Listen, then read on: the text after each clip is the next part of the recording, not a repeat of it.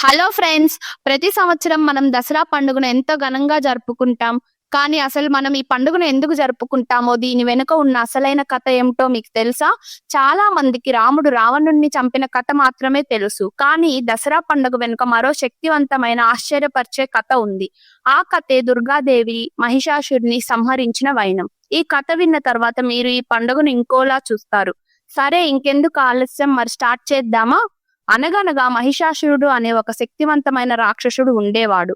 అతను చాలా కఠోరమైన తపస్సు చేసి శివుడిని మెప్పించి ఒక అద్భుతమైన వరం పొందుతాడు. అదేంటంటే, ఏ దేవుడు, ఏ రాక్షసుడు, ఏ మానవుడు, ఏ జీవి కూడా అతన్ని చంపలేరు. ఒక స్త్రీ మాత్రమే అతన్ని ఓడించగలదు. కానీ అహంకారంతో ఉన్న మహిషాసురుడు ఒక స్త్రీ తనను ఏం చేయగలదు అని అనుకుంటాడు. ఈ వరం పొందిన తర్వాత మహిషాసురుడు మరింత బలమైపోయి దేవతలను, ఋషులను, సకల లోకాలను పీడించడం మొదలు పెడతాడు. దేవతలందరూ తమ లోకాలను వదిలి పారిపోవాల్సి వచ్చింది.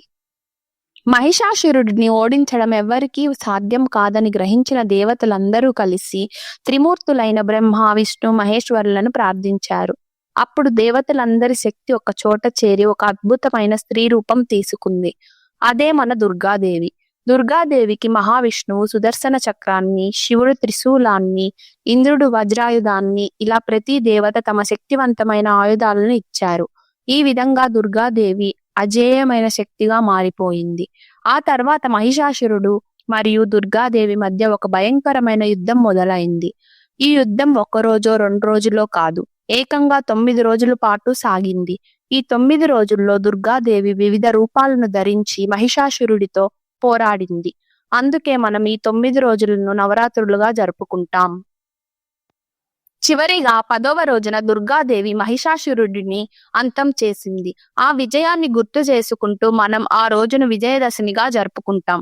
ఇదే కాకుండా శ్రీరాముడు రావణుడిని సంహరించి విజయం సాధించిన రోజు కూడా విజయదశమినే కావడం ఒక విశేషం. అందుకే ఈ రోజును దసరాగా పిలుస్తారు. దసరా అంటే దశహర, అంటే 10 తలలను తొలగించడం అని అర్థం. ఫ్రెండ్స్, ఇప్పుడు మీకు అర్థమైంది కదా, దసరా అనేది కేవలం ఒక పండగ కాదు. ఇది దుష్టశక్తులపై మంచి సాధించిన విజయం, అహంకారంపై వినయం సాధించిన విజయం, చీకటిపై వెలుగు సాధించిన విజయం. ఈ వీడియో మీకు నచ్చితే లైక్ చేయండి, మీ ఫ్రెండ్స్ తో మరియు ఫ్యామిలీకి షేర్ చేయండి. దసరా పండుగపై మీ అభిప్రాయాలను కింద కామెంట్ లో తెలియచేయండి. ఇలాంటి మరిన్ని ఆసక్తికరమైన వీడియోల కోసం మన ఛానల్ ను సబ్స్క్రైబ్ చేసుకోవడం మర్చిపోకండి. అందరికీ దసరా శుభాకాంక్షలు.